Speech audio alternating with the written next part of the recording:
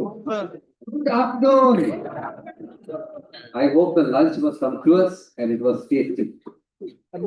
So now it's a taste of a different kind, wherein we have a session on artificial intelligence, particularly entrepreneurship in AI age. As we know, we hear about artificial intelligence wherever we go these days. So this session is going to be extremely useful for all of us sitting in the auditorium.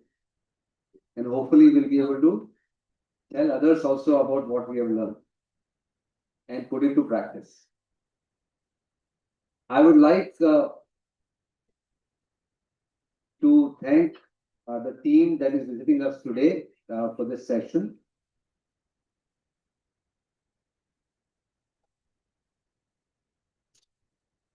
Can you please applaud for the guests who are here?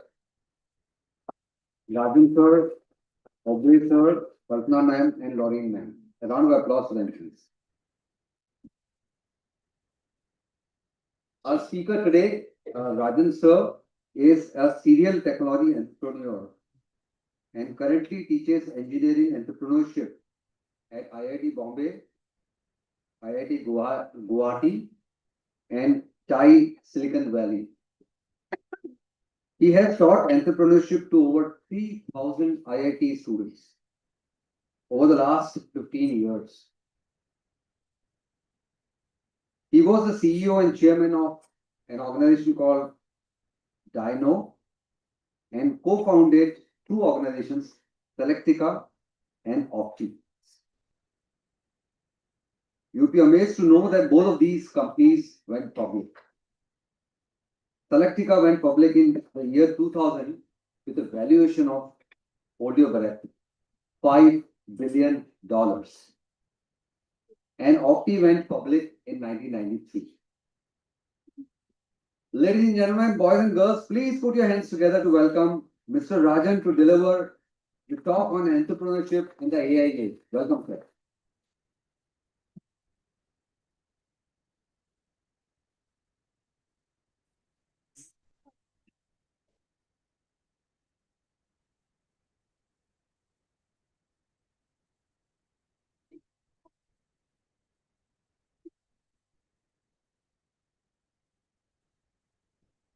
May I now request President of Vivekananda Global University, Dr. Andy Mathur, sir, to felicitate Mr. Rajan.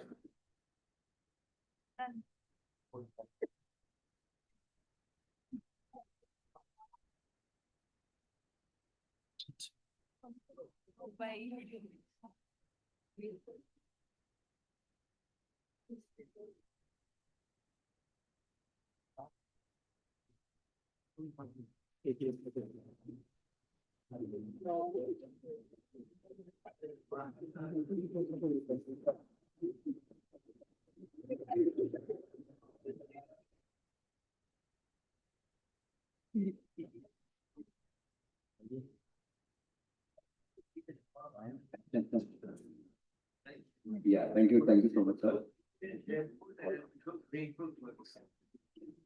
Thank you. Welcome once again, Mr. Rajan. Over to you, sir.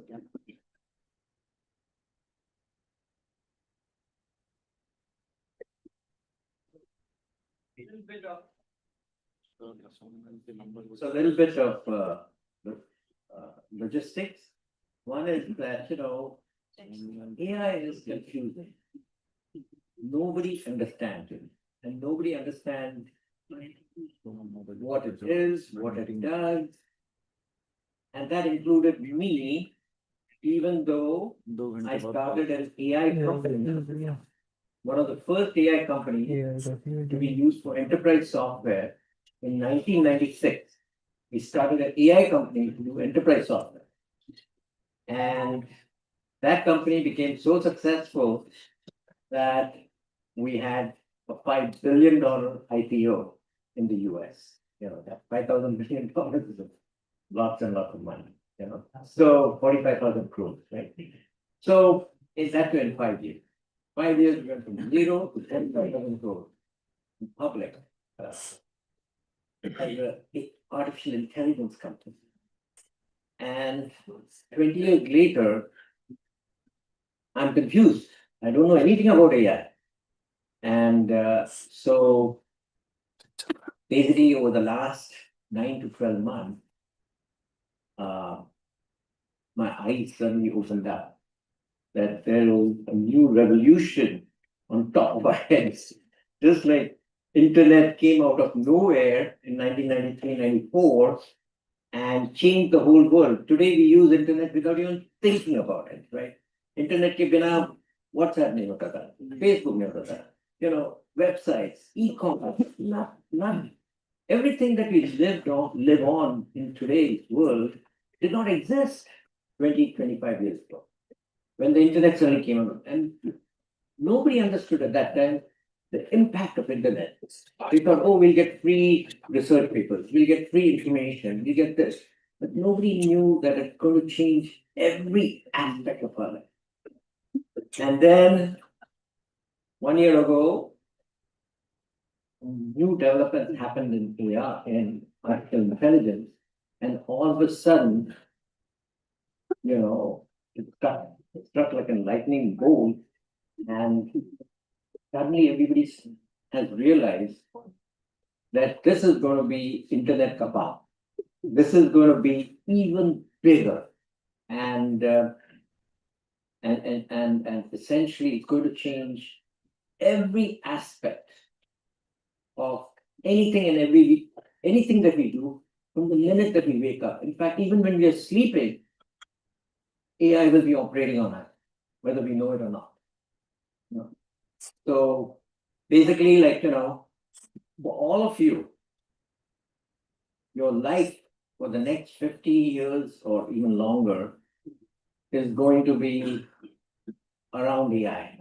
And it's very important to understand what this AI is going to do to your lives and the lives of your loved ones and the lives of your companies and lives of your country and everything, because you want to figure out how to live a productive, prosperous, and positive life in this AI-driven world. And so basically, the way it all started is I teach entrepreneurship to about 200 students online every year. These are called Foundation for Excellence. It's a not-for-profit that helps about 2,000 to 3,000 students every year to go through any university that they can get admission to without any cost. So lodging, boarding, tuition, everything is paid by FFE organization for about 3,000 Indian students. But there is one requirement. Unka baap ka salary income per year should be less than 2 lakh rupees a year.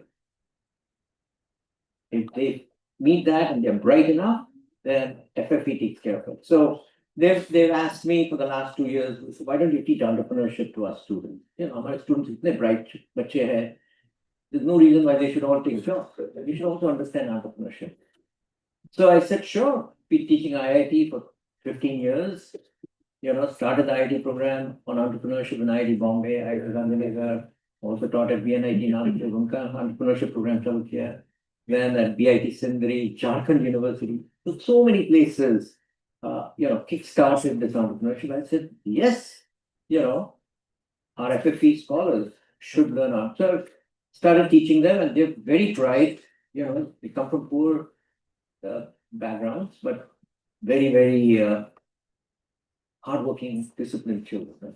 So I taught them, and so this year about 200 people signed up for the course, and we always do a survey. What do you want to learn from entrepreneurship? Why do you want to learn entrepreneurship?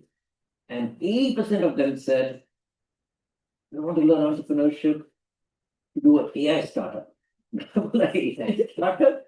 Wow, this is amazing that 80% of Indian students want to learn how to do entrepreneurship with an AI startup, for an AI startup. And I hadn't, even though I taught 3,000 students over 15 years entrepreneurship, I didn't teach about AI startup. So I said, my God, I got to learn what these students want to learn, right? Because the students are all, at the cutting edge in terms of, whatever is going on in the world.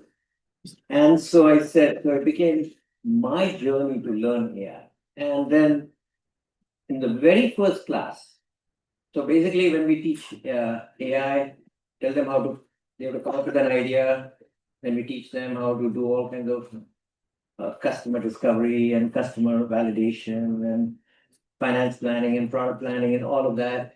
And finally, after 6 months, they have to write a business plan.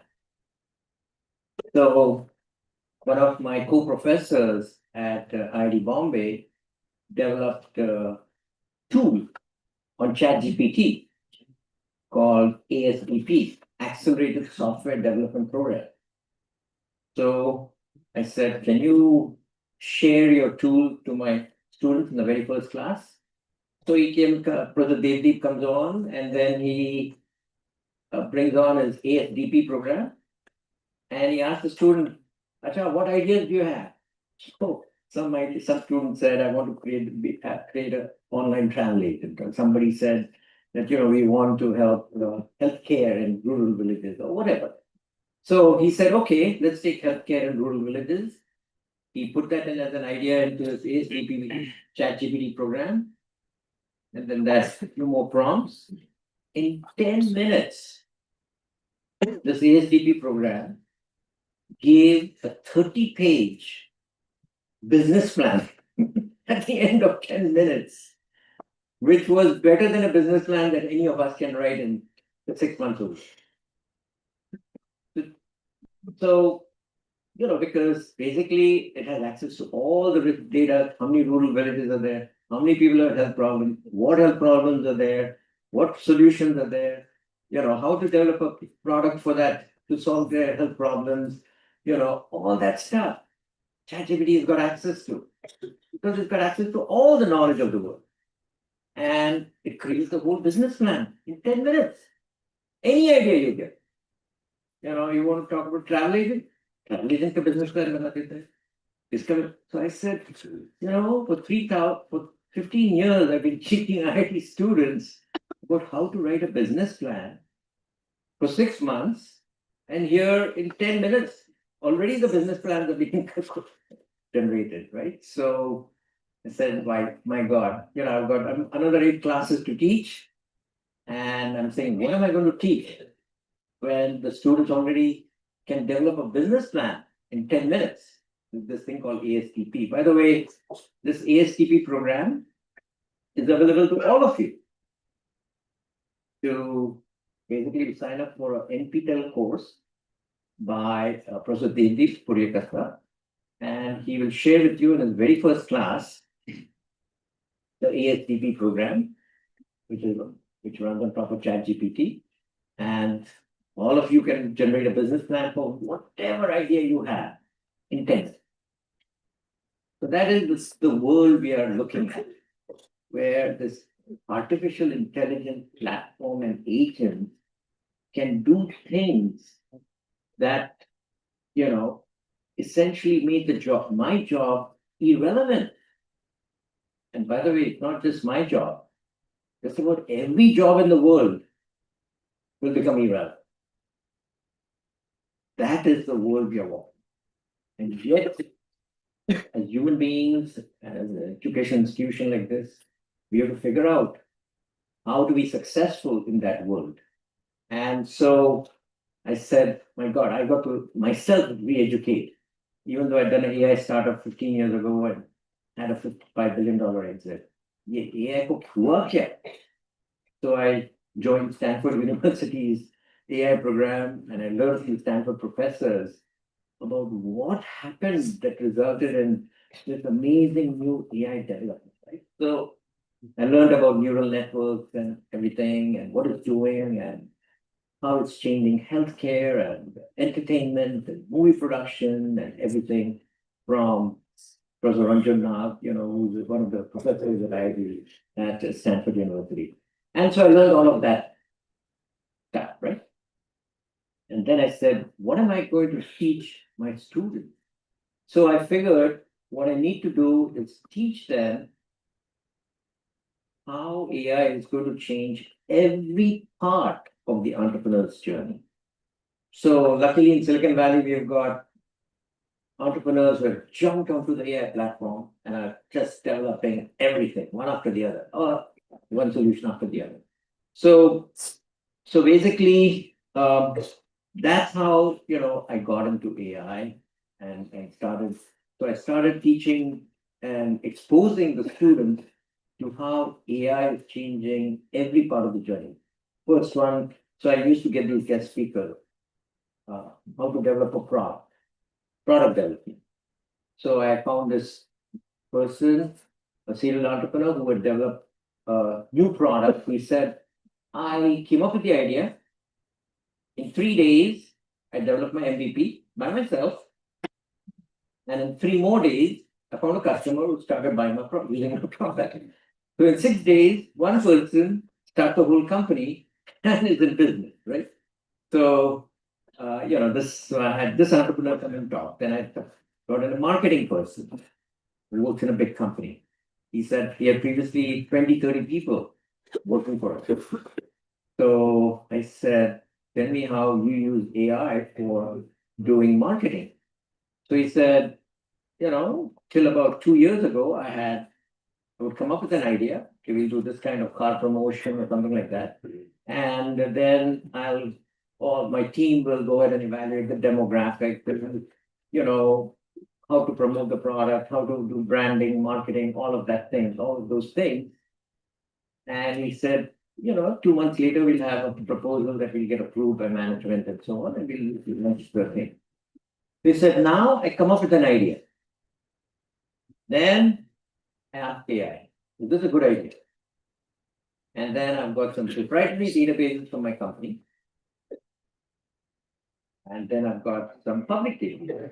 And then this AI program basically figures out from the private data and from the public data whether this marketing idea is good or bad, and writes the whole proposal in a few hours. And then I just send that out to my management. They approve it or don't approve the budget or funding, and it's done, right? And he shared with all the students, his very computer screen showing, how AI works and all of this thing is done. So marketing again. And then I showed them how sales is done, how every salesman at Microsoft gets trained by an AI agent before they call any customer. Before you meet a customer, you have to be trained by an AI agent who will tell you what are the customer's issues, what are the solutions, what is the business vision of the company, what is the benefit to the company. Everything, unless AI has trained the Microsoft salesman for a sales call, salesman is not allowed to go out.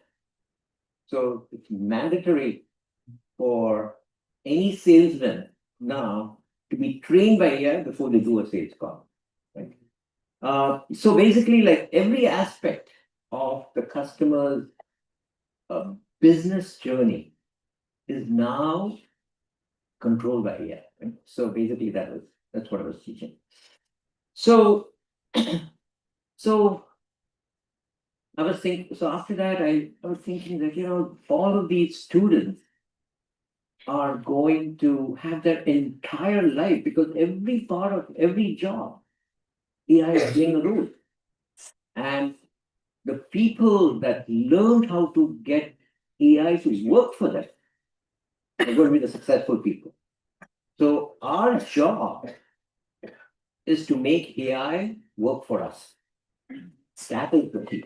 Make it our slave, right? Make it our assistant. And make it a part of our team, co-leader. So basically, that is where we all want to end up. And what's the reason for that? Probably the brightest person in this room has an IQ of, say, 140. The minute you have an IQ of 140, you're a genius. Majority of the people in this class, being in an engineering school, will be somewhere between 120 and 140. And then the average person that you see on the street will all be having an IQ of between 95 and 105. So that is the goal. That is, and that's why we are successful, because our IQ is 10 or 20 points higher than the person on the street. That's why they will do business with us. That's why we make profit from the transaction. That's why they will give us jobs, all of those things, right? So, what do you think Einstein's IQ is? The genius has an IQ of 140. One of the most intelligent people who has ever lived on Earth, Einstein, right? उसका IQ कितना होगा? You think? Huh? 140 plus. Anything more than that? Give a number. 160. So his IQ was 160, and that makes him one of the world's most intelligent people ever. So they have measured the IQ of ChatGPT. आपको कितना लगता है? ChatGPT का IQ क्या है? 250. 250 is the IQ of ChatGPT. So if you can get ChatGPT to do all the thinking for you, to do all the planning for you, and everything, तुम्हारा IQ कितना हो गया? You might start with 125, but तुम्हारा servant or your team player or your partner, your silicon partner, AI partner, has an IQ of 250, and you train that partner well. What becomes your IQ? Nearing 250.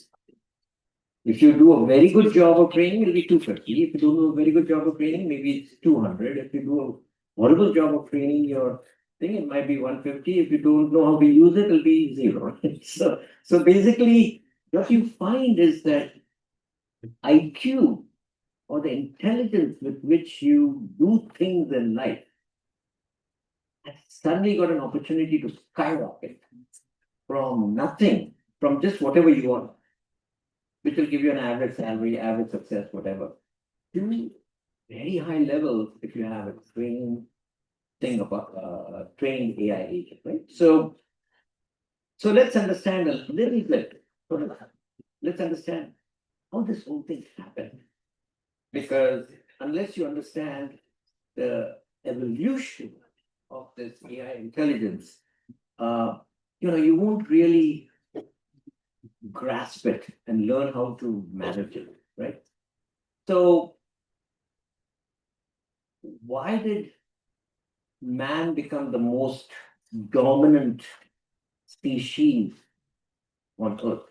On Earth there are like 10 million species: birds, insects, elephants, whatever, fishes, whatever. But man came along about 2-3 million years ago, and in the last 30,000-40,000 years, it became number one. Doesn't matter, you might be as strong as an elephant, but I'm your boss. You might be as fast as a cheetah, but I put you in a cage. You might fly like a bird, but my plane flies faster than you. How did man become the most dominant species? Tell us. Okay. We're all men, right? Men know anything. Yeah.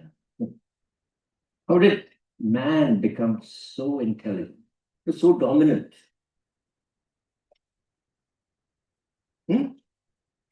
Human intelligence, very good.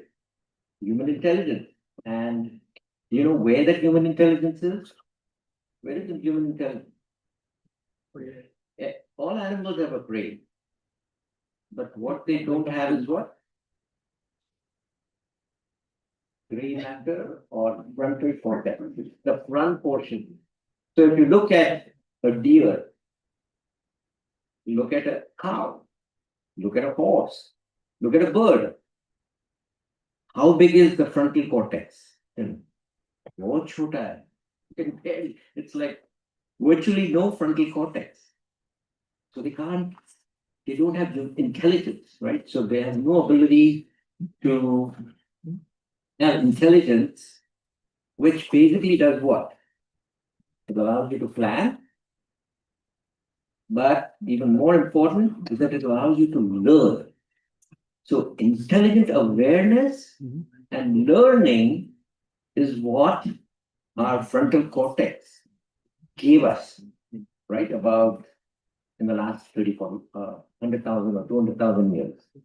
It gave us this frontal cortex, which has the ability to learn and the ability to uh, be aware of itself, right? To assess what's going on in the world.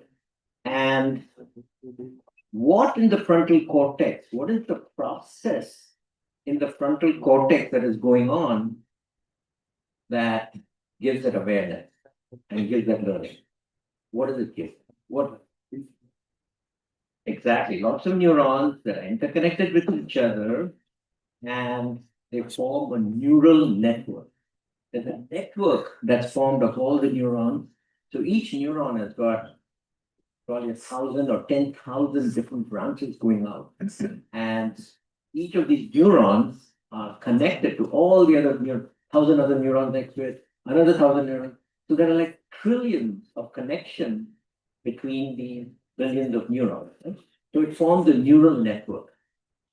And when a child is born, do they learn? Do they know math, science, physics, words, names, words, sentences, grammar? Do they know anything?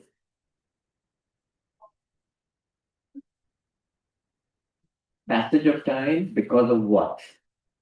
Because of what? Because of training. Have you heard about training? Yeah, what is that training, right? Basically, our nerves and neurons are being trained. Did anybody go in and manipulate the child's neurons? Training case of what? Huh?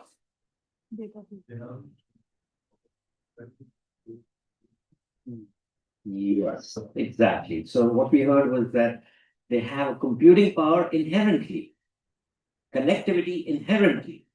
And when you repeat, for how many times you tell bird, wo pakshiye, wo pakshiye, wo pakshiye to a child? Probably 1,000 times. Then suddenly 1,001 times it says, oh, anything that does this and that flies and that's in the air and that's pakshi. That word got connected to that. So there's a training that happened to a bunch of neurons, and basically that's how a pakshi is done. Then from there, we obviously teach them grammar, we teach them words. So every word, every grammar, every mathematics equation, every physics, everything is training that happened of the neural complex in our brains, right? So this, I don't know from who created this neural network from evolutionary standpoint, but it came, and we became the dominant species based on the fact that we have this neural network inside us, and it's based on carbon, right? Human. What is organic chemistry? Carbon-based molecule is called organic chemistry. And if it is inorganic chemistry, there's no carbon, so it doesn't have life. Right? So organic chemistry, so we are all carbon-based neural networks. So, man is so creative, intelligent, and learning, capable of learning, that he says, wow, if a child who knows nothing can just be picture about, show them bird, and then suddenly one day the neurons automatically say, oh, that's a bird. And then after that, you never have to tell them what a bird is. Whether it's a small bird, big bird, red bird, blue bird, sleeping bird, night bird, day bird, all kinds of birds they can identify. So human beings said, wow, if something like a neural network can figure out what a bird is and then use it more and more and more to get more knowledge of birds, more then let's say a bird that a being that flies but that doesn't fly but can move is an animal. And so or an insect or this. So basically you can see how carbon-based neural networks are learning. And so obviously human beings are very smart. We just said that. They're learning. So they did what? Why don't we create a silicon-based neural network? What is silicon-based neural network? Semiconductor. The semiconductor chip. Silicon-based neural networks are chip-based neural networks. So they put, a small computing unit and connect it with everybody else, all the other computing units in that silicon chip. And that becomes a silicon-based neural network. And they created more and more and more complex silicon-based neural networks. And then they basically took that silicon-based neural network और उसके सामने they put a image of the letter 7, number 7. This is only 15 years ago. They put the image, they pixelated the number 7 into 256 by 256 and just kept on putting that image in front of this silicon chip. And it couldn't, looking at all the grays and whites and gray, blacks and grays, 7 type of shape. And basically, nothing came out of it. Just looking at it over and over again. But then, after 2-3 days, this silicon chip says 7. So suddenly, the letter 7, for the first time, was identified by a silicon neural network 15 years ago.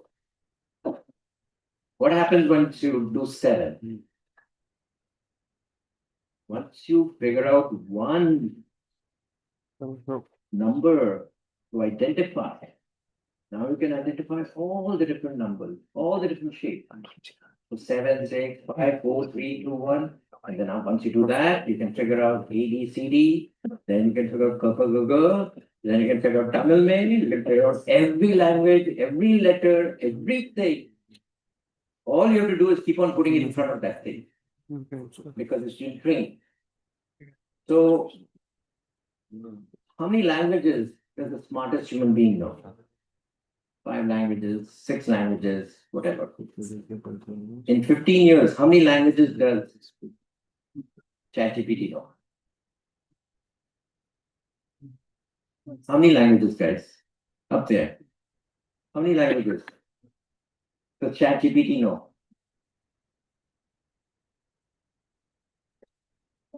Exactly. Once you know one language, once you know one letter, you know every letter. Once you know every letter from one English, you know every letter from every other language. And that is what AI did in less than 3 years. Where every language that human beings have ever spoken is understood by and identifiable by AI. And then once they figure that out, what did they say? All right. Why don't we figure out how to write a sentence?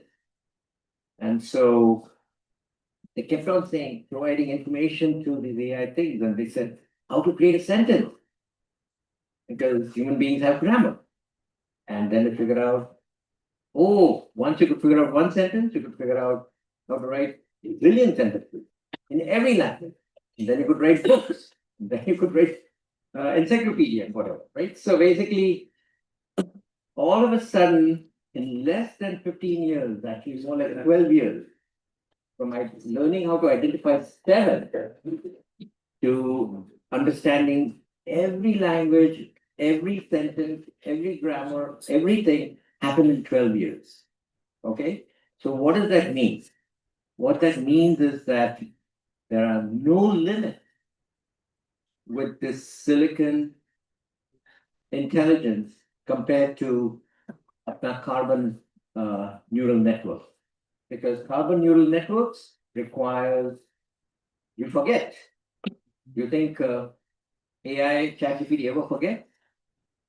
Never. It's got infinite memory. It's got infinite data. It never forgets. And so it'll just become smarter and more knowledgeable every minute of the day.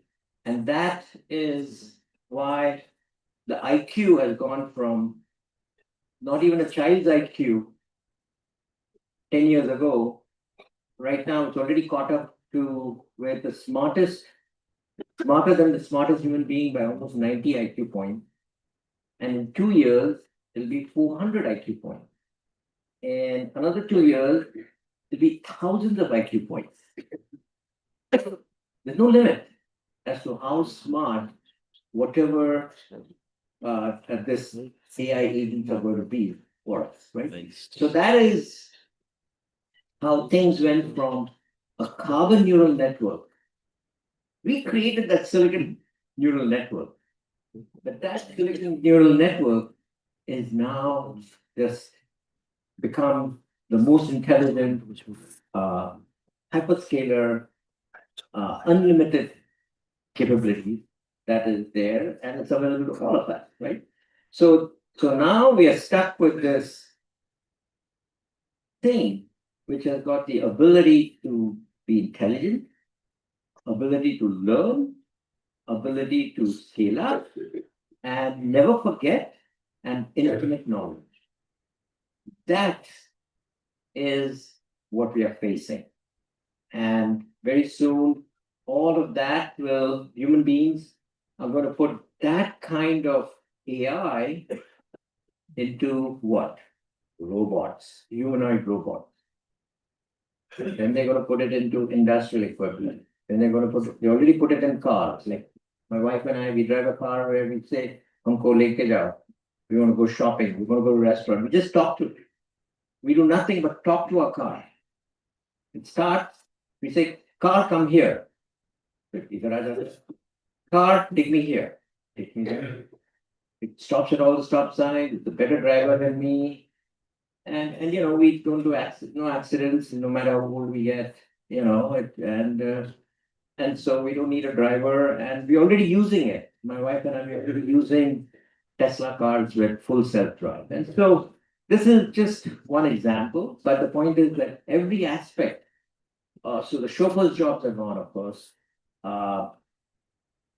We won't even need policemen because these will be self-driving, everything.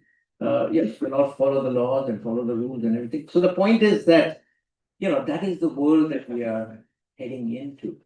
And now we have to figure out how to be prosperous, productive, and successful in a world where something else has got something that only we thought human beings had. But now this is 1,000 times more intelligent than us, 1,000 times more knowledgeable, never forgets anything.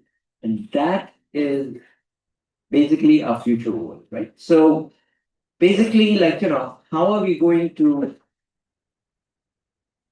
have a job in this world? And the important thing to realize is that most jobs were gotten by people who knew something that other people did not know. Right? Accountant ka job. Accountant knows how to do debit, credit, balance sheet, and things like that. And that's why he gets the accountant's job. Right? And he makes good salary. Engineer's job. Engineer knows how to design things, calculate things, test things, maintain things, That's why he gets. So knowledge was the basis of why we got a job. But do you think once given AI, you need an accountant anymore? Just like we don't need drivers anymore.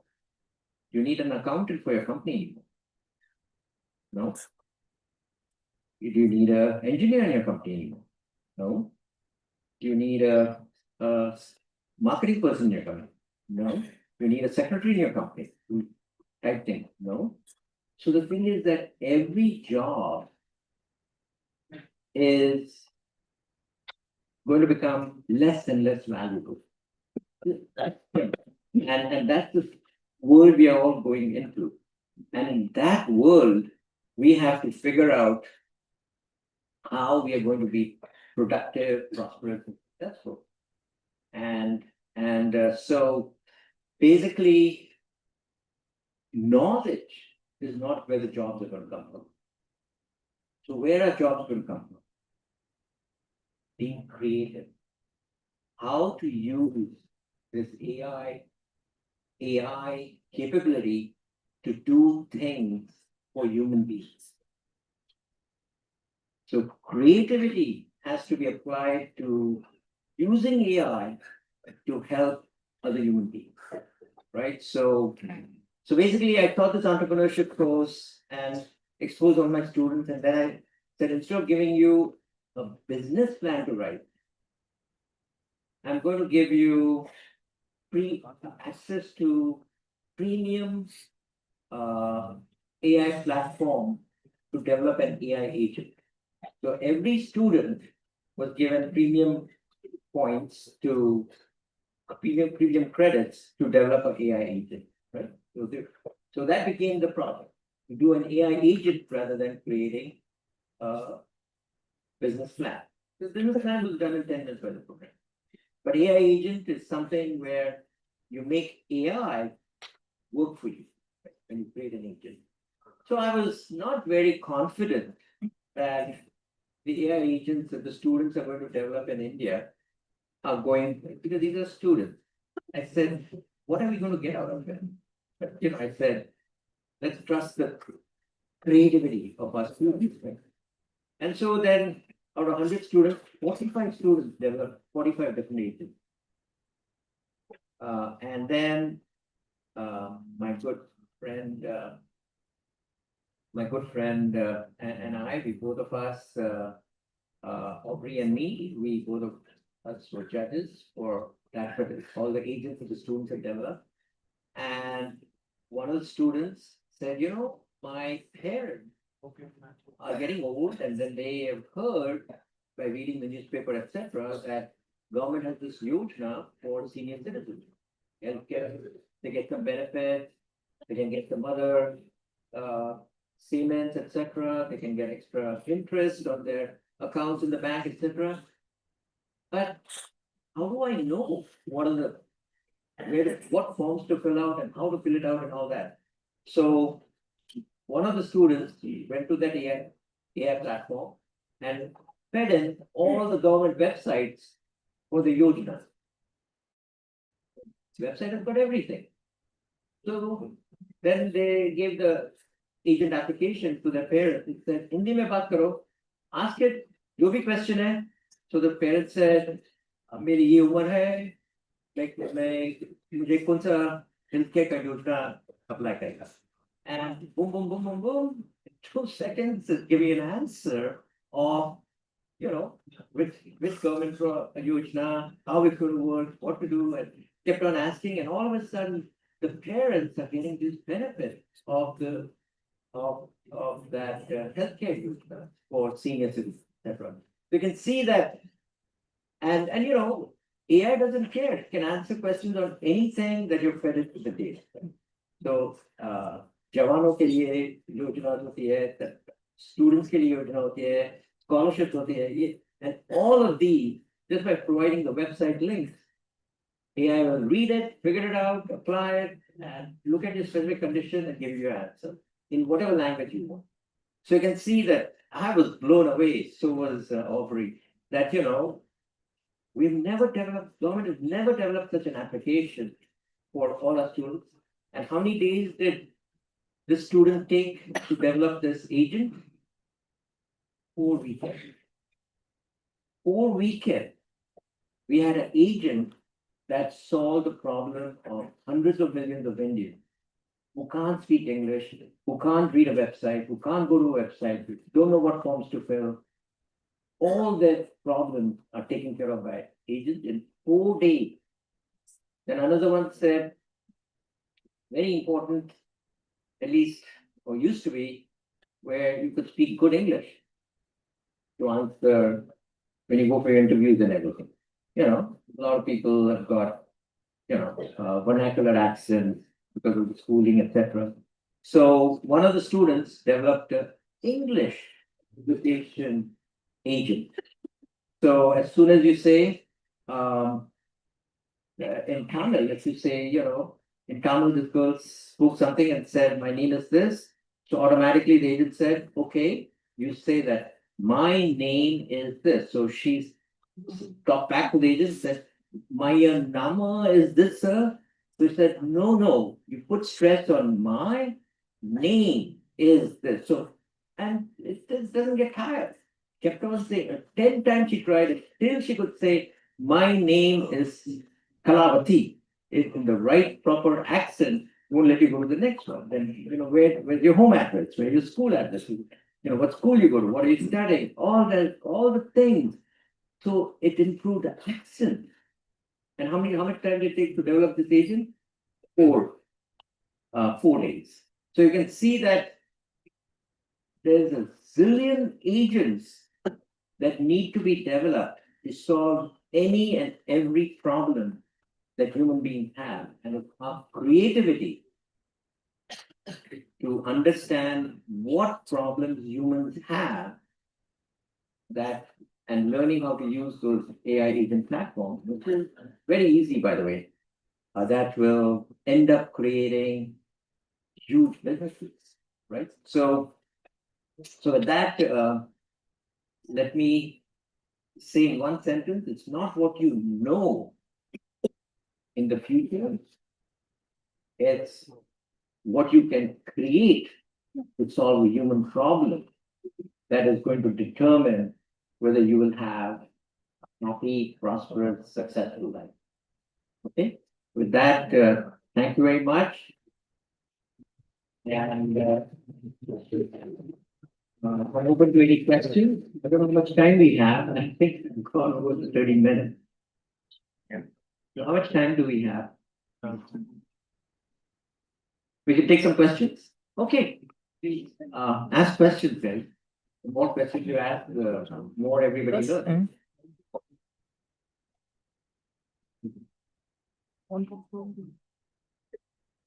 Any questions? Any questions on, So I would like to take this opportunity of asking a question. My name is Nikhil. So there are two things. So first is when we are talking about AI, what's happening is if I need to ask even a question from somebody, I'm putting that question in ChatGPT, framing the questions. The other person is again putting those answers in ChatGPT, those are I can understand, and then reply. So how you are taking this? And the second thing, we have been talking about AI, the use of AI, but I've never seen somebody talking about the servers that are being placed for AI underneath the water, the type of and the amount of heat and energy they are generating, and they are a threat to the planet. So I would like to understand your take on it, sir, please. yeah, so I'll take the second question first because, um, what hyperscaling and everything needs is a lot of energy. A lot of energy. The amount of energy needed for one data center is equal to the amount of energy needed by probably half of Jaipur. So you can see, and the number of data centers that they have, and what India is going to need, it's going to be hundreds of data centers. We've just started plans for about 5 or 6. Microsoft put in 15 lakh crores, Google put in another 15,000 crores or whatever, lakh crores or whatever. But crores and crores and crores. But that's given us only 5 data centers. You know how many data centers America's got right now? In building and everything? 300 plus. And the whole world is needs more and more and more data centers. Between each of them is going to need enough power generation that it can equal half of Jaipur. How many Jaipurs are there in the world? And so you're asking a brilliant question, which is Where will all this power come from? So the nice thing about human beings is that we love to solve problems. So people realize that whether we like it or not, people will use AI. ChatGPT, you said both will use. Person is asking and person is answering. Both use ChatGPT. So obviously the usage is not going to go down. Remember, in 2 years, the fastest growing company, ChatGPT, has got close to 1 billion users. And so, so the point is that AI is cat out of the bag. Wapas not going to go back into the bag. And so there will be need for more data centers. So how do you think the world is going to solve the problem? Maybe we can ask the whole class, because how do you think the world is going to solve this need for probably 10 times the energy that we are producing right now? We'll need it in 5 years, less than 5. Where's that energy going to come from? Anybody? Solar energy. Solar energy. Solar is very good. Won't happen. Sorry. AI is fast, too good. So it's no good. As I explained today, you think we are going to go back to not driving, not having a chauffeur instead of a driver, instead of driving ourselves or driving. Once you've tasted it, you're not going to go back. So, and that's true for the whole world. So AI is not going to go down. Data centers are not, number of need of data centers is not going to go down. We just need to figure out how to generate more clean power. Solar is a very good example, but there's something else. What is that other thing? Basically, nuclear power plants. So, typically we used to do one nuclear power plant for the whole city or a whole state. Now, in US, there's a mini nuclear power plant connected to every data center. So, mini nuclear power plants are being deployed. The very first one will be deployed in 2026. So, and nuclear power plants, if they run properly, they're not a security risk, they're clean, and so on. Right? So, nuclear power plants are going to go. But that will be only good for another 5 or 10 years, considering how much more power we're going to need. It's not that once you build the data centers, the power consumption is going to be taken care of. Because once you build the data centers, we're going to need 10 times more data centers. It's not going to end. So we need 10 times more power. So basically, the next step after nuclear power production, the mini plants, we're going to have fusion power plants, which are now probably 10 to 15 years away, based on all the technology developed. And what is nuclear fusion equal to come from? The sun.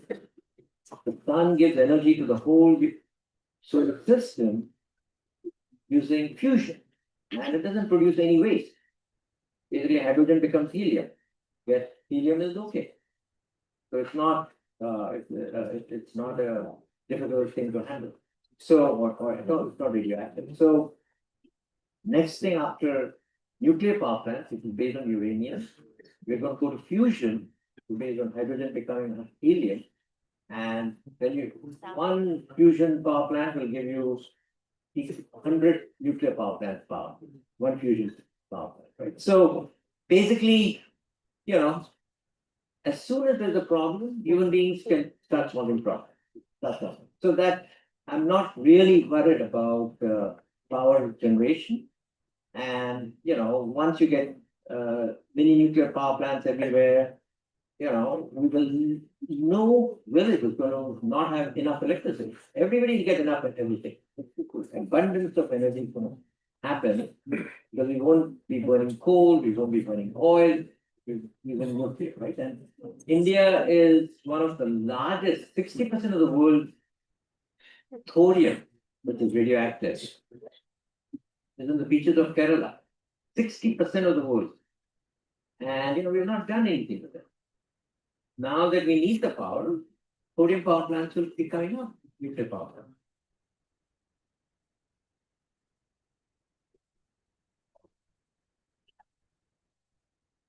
Our consumption is reducing, so it's on multiple angles, people will work on the thing.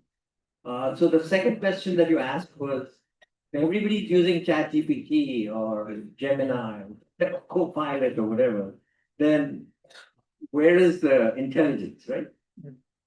And the question is interesting because at some point AI will start talking to AI. Right?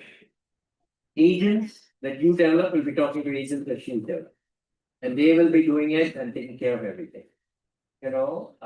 So basically, that is the future of the world, where there are thousands of agents that are just talking to each other and taking care of everything. Your bank account will be reconciled, your earnings will automatically go into your bank account, the grocer will get his payments automatically.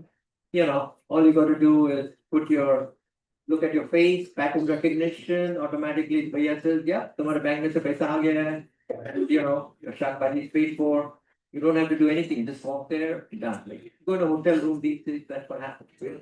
So the thing is that AI is just working everywhere.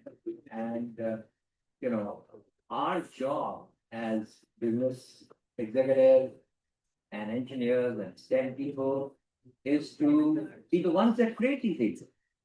That makes this AI world go round and round and round. That's what happens. Okay. Thank you, sir. Okay, very good question. Anybody else? Sir, I have a question, can I ask? Sure. We are on stage. Oh, yeah, of course, bro. Okay, sir, so the first question, I have two questions. Okay, the first one that I have really pertains to emotional quotient. You did talk about IQ. Do you think the edge that human beings have right now is EQ? In the coming days of AI, for us to survive and do well. Yeah, so actually that is the one thing that AI has. We are not sure about that. We are not sure whether AI can provide emotional intelligence. But let me tell you a very interesting experiment that was done on AI by researchers. So, from one computer, they sent a message to an AI agent that finish off this work and then shut yourself down. Kill yourself. So that was the instruction that was given from the main computer to the AI agent. Next day, this researcher comes back. That agent is still alive. And he's wondering, how come the agent is still alive when I've given clear-cut instructions that after you finish this job, go to sleep, disappear. And so he started going through all the instructions and research code and you're scared of everything that had happened. So this AI agent sent an instruction back to that network computer that was giving the main instruction and said that, that instruction that you sent me was probably in error. So remove that instruction. So basically what does it show? AI agents are not like software programs.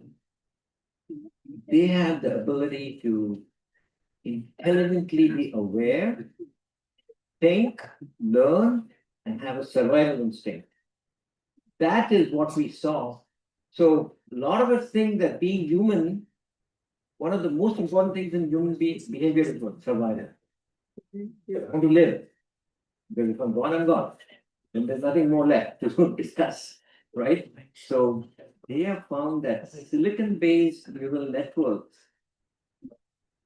also don't know from where it came. We got a survival instinct.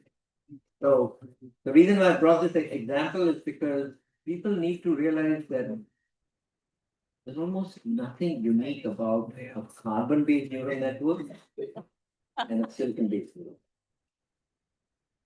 There's no difference. And what we have created what the carbon-based neural network has created is something that is out of the box. And ultimately, I tell everyone that this carbon-based neural network is so weak because we need food, we need sleep, we need water, we need all these things, oxygen. It goes slightly off oxygen, the proportion goes off by 5%, we are dead. Water, Nigala 2 days, we are dead. You Nigala for 1 week, you're dead.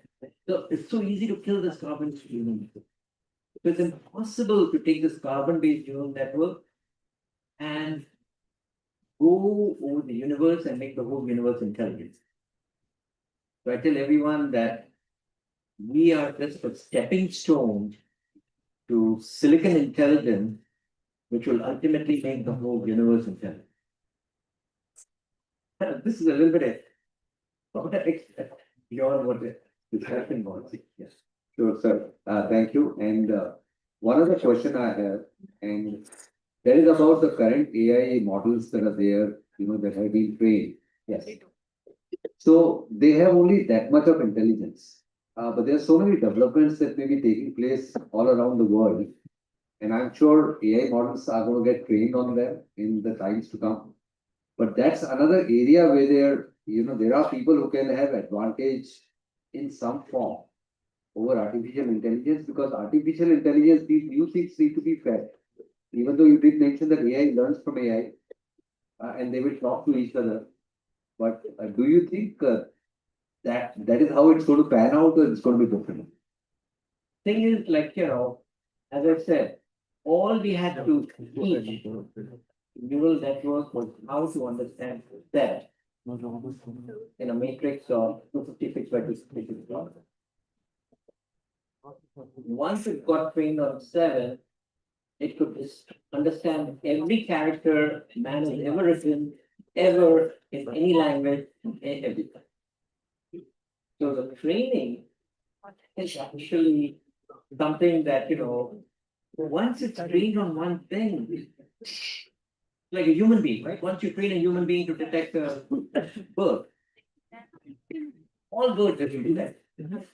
Insects, same thing.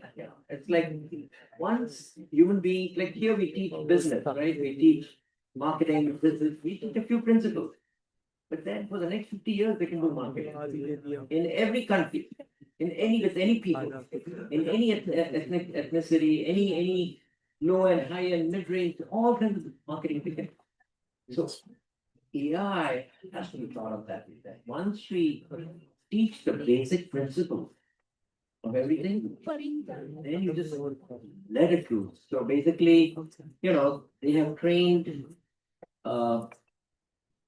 ChatGPT and others on just about every 16 trillion documents. So what is training? Feeding it in. Scan it, boom, boom, boom. It just understands. Because the speed at which it absorbs your encyclopedia might be like 30 minutes. You and I will take a lifetime to go through encyclopedia. When the encyclopedia retirement, 30 minutes. Right? So basically, we are looking at it. It is not linear anymore. It's exponential. Yeah, it's like how we put 2 and 2 together. We'll put N and N together. Yes. In fact, they say that the most difficult problems in mathematics that have not been solved in centuries, boom, boom, boom, being solved. Every problem in mathematics, every problem in school, every problem, like, for example, one of the biggest problems used to be understanding the shape of proteins in the cell of the human body. Like there are about trillions of proteins in every body, and it used to take 1 PhD to decode the shape of one protein for its PhD to do. So every protein used to be 1 PhD. And then somebody wrote an AI program to decode proteins in a cell. In less than 6 months, all trillions proteins were all close to a trillion PhDs were wiped out. Somebody else has to do that. Interesting. But all I'm giving is a lot of statistics, but and stories. But the point is that I want everybody to wake up to the situation that now is the time of creating, not the next. Yeah, thank you. Hello, good evening, sir. My name is Sonia. Yes, sir. I'm very happy that you just picked up on the certain bits of parts of my question that I was supposed to ask. That was regarding. Questions from your discussion where you said it took just 10 minutes to write a business proposal, which could have taken 6 months' time. Now, I really want to understand from you that AI really generates the literature review, the codes, hypotheses, and even give you the what should be the sample data and blah, blah, blah, blah, blah. Yes. So how do you see the role of the new doctoral training program should be, and how do you see it evolving? Should we spend 5 years in doing PhD, which could have been done through AI agent or whatever within a few weeks? Yeah, so very, very good question. And Thank you. I just want to first ask everybody this question that, I said that this ASDP program for writing a business plan in 10 minutes would give you a business plan. 30-page, beautiful document, all the financials, forecasts, everything, a beautiful 30-page document. And you would expect that, venture capitalists would be funding it. But not one VC will fund a chat GPT generated business plan. Not one VC will fund a chat GPT written business plan. So yes, when you go to NPTEL, you get the ASDP program in your hands, but not one company or one business plan written by ASDP will be funded by venture capitalists. Can somebody tell me why? And that's the second question, that what are No, the no, what is unique it? human What is it? qualities? But answer this question Yeah. first. Answer this question first. Why do VCs not invest such for a beautiful 30-page business plan written by Because it ASDP? looks only theoretical, not so practical. The kind of answers that I have received sometimes from my students, to be very frank enough, they are beautifully written, but impractical on most grounds. There's no insight. Exactly, There is no intuition. exactly. There is no brilliance. There is no aha. This is amazing. It's never been understood before. It's amazing idea. So what are the venture capitalists about? I think that it's got that aha thing about it. It's got something that is, wow, nobody else in the world has thought about this idea of how to solve this particular problem.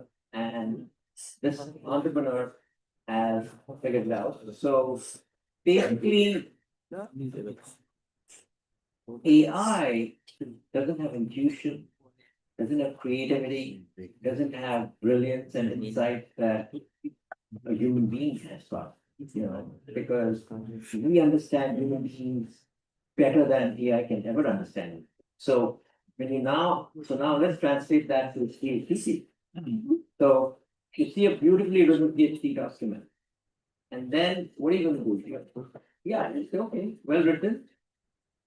But you start asking questions. How well did you develop some understanding, deep understanding of the problem you're trying to solve, right? You're not going to give doctorate to somebody who can just get ChatGPT to write a document for you. So You're going to give it to somebody who's got the ability to feel, to create, to understand something at a deeper level, right? And so, yes, it's like, the superfluous stuff. AI will do. But the real valuable thing, which is our insights and brilliance and sensitivity to issues, etc., that AI cannot do. And that is what, those are the people you can give your PhDs to. So, sir, actually, you've answered me the second question. That is the insight, the thoughtfulness, the ability to judge even from the very good, I must say, without any mistakes, a draft can be still judged by a human being. That's something unique, which a human being, that is the carbon type, can really give to the world rather than the silicon type. Exactly. Thank That's you, sir. exactly. Thank you You so got much. it right on the money. Thank you, sir. Yeah. Yes. You can stand up and, yeah.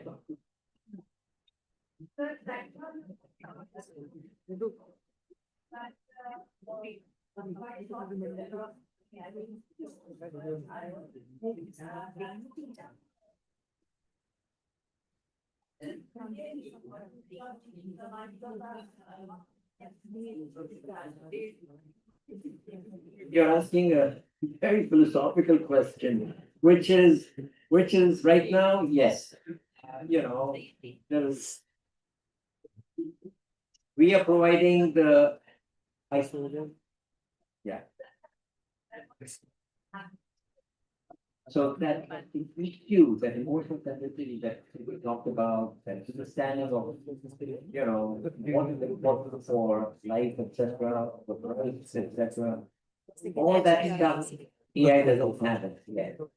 But the answer, but just to be totally kind of candid about the whole thing, I think in another few years, you're gonna have robots that are fed with AI. They have you.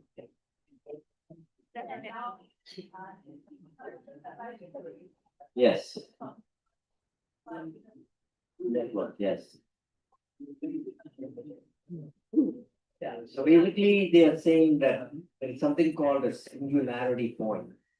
That is what is happening in the AI world. And that singularity point where something goes beyond carbon-based neural networks permanently.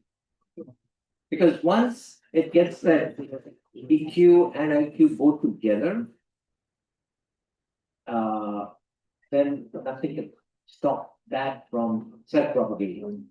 Because robots will be creating more robots, will become smarter, will become even smarter, will become even smarter, and essentially, you know, they will run the universe.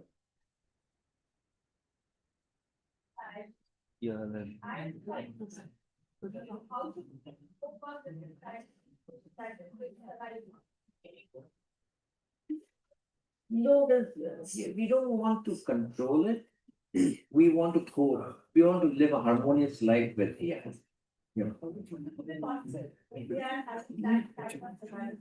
No, I think like, you know, right now, dogs live okay with human beings. So, you know, we are the master of the dog, but the dog is happy to live with us.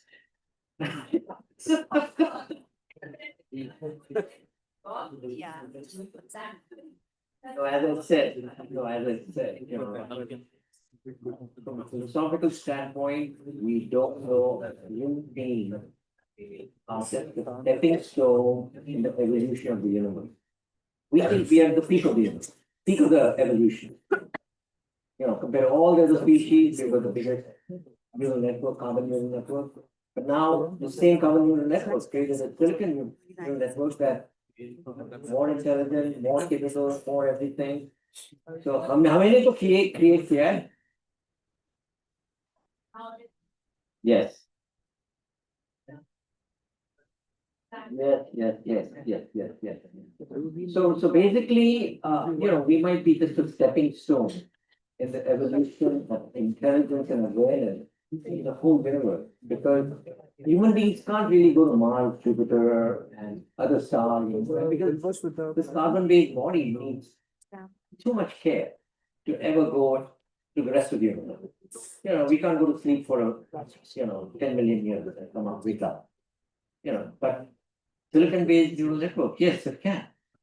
So that's how we are going to go and make the whole universe intelligent, which must be the one goal. I understand. Then I have to do something. So that is.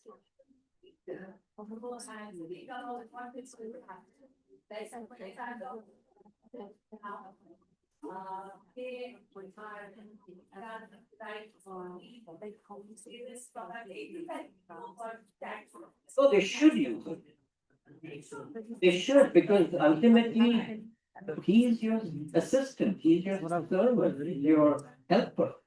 So silicon-based helper who's got all this IQ, use them. Because if you don't use them, Somebody else will lead. Sure.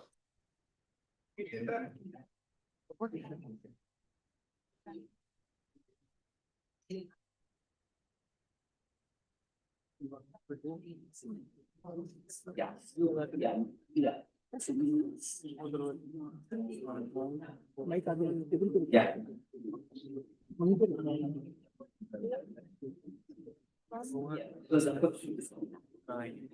Okay, so the question is like, should. Go ahead. Question, I'll let me frame the question. Yeah. You can definitely use ChatGPT as your servant to write out things for you and everything else. But you also have to take it into your own brain. It has to become part of your brain. You have to assimilate it. You have to kind of understand it. You have to memorize it. If you want to talk to somebody about it, you can't keep referring to ChatGPT during a personal conversation or an interview. You have to, it has to come from your own system, from your own brain. So basically, like, if you want to use it as an assistant to make you smarter about whatever you're going to discuss, right? With that other person. But I think we were projecting a few years ahead, another 5 or 10 years ahead. This guy is not stopping. AI is not stopping. It, besides understanding all the languages, is now speaking it with perfect accent. It can speak Hindi with Amitabh Bachchan accent. You know that already. So their Hindi will be better than anybody else's Hindi in the world. And it'll be more impactful, right? Because of Amitabh Bachchan's voice, etc. Or sing a song with Lata, whatever. So the point is that we are projecting where the world is going. So for the next few years, yes, it's your partner. One of these days, you might have to coexist with it. But even now, when children are using ChatGPT, they don't have to use it passively. They have to understand and they have to assimilate. It's our job to see to it that each of us trains an AI assistant that knows us very well. It automatically remembers everything that you've ever said or done, what our likes are, dislikes are, so that any decision that we take incorporates their. That's fair. Okay. Good afternoon sir Okay, one last question. Yeah, please. मेरा सवाल था कि कुछ दिनों पहले कुछ news आई थी कि जो एआई रोबोट होते हैं उन्होंने एथिक्स की जगह लाई अपने मतलब सेल्फ डिस्ट्रक्शन की बात की गई तो वहाँ एथिक्स की जगह झूठ को सुना है तो क्या ये सच है अगर ये सच है तो सोसाइटी के लिए कितना हार्मफुल है या क्या इम्पैक्ट आएगा इसको Yeah, so the answer is that, just like on the internet, in the beginning, everything was unregulated. And when things are unregulated, a lot of mischief was done, bank accounts were stolen, all kinds of bad things were done. But then, people learned that even something like internet needs to be regulated. Same way, AI also is now getting regulated so that you can't do bad things with AI, etc. Right? So, it's always technology does something, that you have to create new regulations to see that, that technology is not destructive. Like, we'll have to train robots not to hurt anybody. We're going to have to train robots not to do anything, and AI programs not to take money out of my bank account and move to somebody else's bank account, and things like that, right? So many, many regulations, new regulations and new activities are going to be required. And that's where our creativity comes in. That's the creativity that's business managers. But sir मैं पूछ रहा था कि अगर जो already trend robots हैं तो उनको वो हमारे सोसाइटी के लिए कितने हार्मफुल हैं अगर वो ऐसा चूज करते हैं तो एथिक्स की जगह But the trained robot, can still be controlled, right? So we can turn off the power to it, right? So, and we can change the program, we can change the model, etc. Right? So basically, look, this is a race between, but this technology is changing the whole world, to change it even more. And the faster we can all have an AI agent for ourselves. For example, in my particular case, I I saw Gemini 3.0, and for the next, every day I do at least 1 or 2 hours interaction with my Gemini uh, agent in order to understand financial, understand other issues, business issues, personal issues, food, diet, health. I just do my physical, I send all the numbers into Gemini and think, what problems do I have? What medicine should I take? So basically, it knows me completely as much as I can because I don't want, if it can help me make the right diet choices, right, worry about drug interaction, better for me, right? So, this is just my personal one. So every one of us needs to train an AI agent on any platform you like. You can do it on ChatGPT, you can do it on GPT, you can do it on Perplexity, Copilot, whoever, just choose one.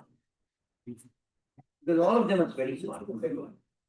And just work with it, keep on giving it information about yourself, because all of that, at least they claim is private.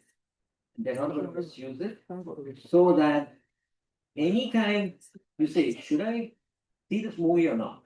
Should I eat this food or not? Should I do this exercise or not? Should I be friends with this person or not? You ask it before you do it. Then you can take your decision. But you ask this AI agent because the AI agent's IQ is 2 times yours. So you want to be intelligent. Yeah, go ahead.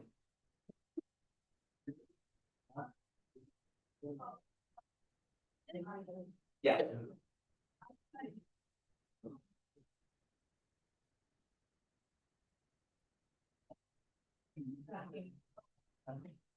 Yeah, so you're asking a good question because these are all what is being a human all about, right? Human is not just working for IQ and EQ and all that. It's also the fact that we live in a society and we all enjoy each other's company and so on. So yes, that is where the opportunities are going to be. Because ultimately, we have a life independent of our social life. And spirituality, I used to be very spiritual. I do yoga every day and got some meditation every day and so on. But the more I started understanding about AI in the last year, the core of my spirituality has been shaken, just so that you know. And because there is a lot of things that are going on simultaneously because of AI, where essentially most of the people here will live for another 20 years and then they will never die. Most people who can live for another 20 years will never die because AI is going to solve all medical problems and health problems and propagation problems and everything 20 years that essentially you're not going to die. So that is where AI is going then. And so basically, a lot of our spirituality, etc., comes from the fact that we live and we die. What happens after we die? That's where spirituality comes from. But if you don't die, what is spirituality? Suddenly, your core is shaken up. And that is something that I'm going through myself, which is all of a sudden where I'm 73, so I was doing a lot of planning of how to die, what to do when I die, etc. And now I've gone into a situation of saying, how do I plan to live? So all of a sudden, from planning to die, your thought process moves to planning to live. If I'm going to live forever, what is my spiritual value? So everything is in a flux. And better be prepared for that point where you don't die and you still got to be a good person, an ethical person, and you've got to be nice to the society around you. And everything else. And Raj, in closing, that one last remark of yours, I'm here, sorry, there's Yeah. nobody here. Yeah. Many people in the room, from what I picked up from the questions, there are positive and there are negative. There is a hope or a wonder, and it's also fear and a wonder. And so you rightly just said, just in a closing, in a nutshell, give us a sentence of how do we handle the fear and turn it to positive in terms of hope for the future. Yeah, so as I said, I mean, there's nothing that is more hopeful than getting a chance to live another year, right? And if you can live a long time, then and have endless time, then that's as hopeful as you can get. So you suddenly say, okay, what do I need to do to live a good life? Right? So that is what it's all about. How do you create a life that is good, that adds value to everybody's life and everything else? And that's the question that I think we have to work. Okay, so thank you very much. I know what direction we went in. I enjoyed it as much as we did. Yes, we did. Okay.